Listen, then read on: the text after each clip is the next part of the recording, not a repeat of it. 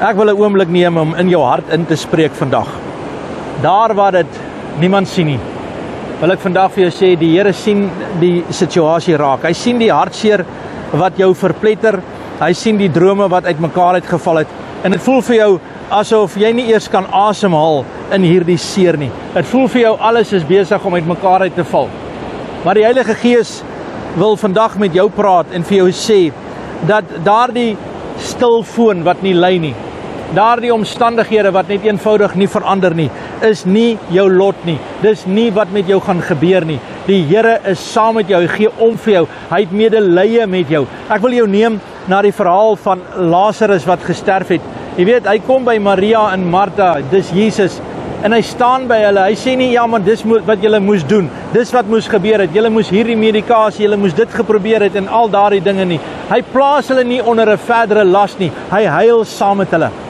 En ek wil vandag vir jou sê, jy het alles probeer, jy het alles in die stryd gesit, en dit voel vir jou asof alles verlore is, maar die Here sê vandag iets baie belangriks, hy sê, ek sien jou raak.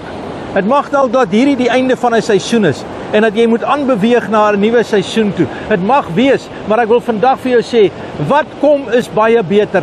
Wat kom is die mooiste wat daar is. Jy is nie in 'n situasie van vergeetachtigheid, waar daar geen hoop, waar daar geen planne meer oor is nie. Jy probeer dalk nog jou verlede herstel, en die Here sê, dis tyd om dit neer te lê. Dis okay, dis verby, maar ek het vir jou 'n hoopvolle toekoms, ek het vir jou 'n mooi pad vorentoe. Jou toekoms is daar, jy is op die regte plek. Jy is op die regte plek, maar jy stikkend weens die omstandighede. Mag die Here vandag jou aanraak, mag hy jou versterk, mag hy jou genees vandag. Ek wil vandag oor jou lewe verklaar en sê dat die goeie planne wat God nou vir jou het, die dinge wat die Here vir jou instoor het, die dinge wat die Here vir jou droom, dat dit 'n waarheid sal word. Hy het jou tot hier toe gehelp. Hy sal jou vorentoe help, dis nie verby nie. Kyk, daar's nuwe planne en nuwe geleenthede in Jesus se naam. Amen. And God bless.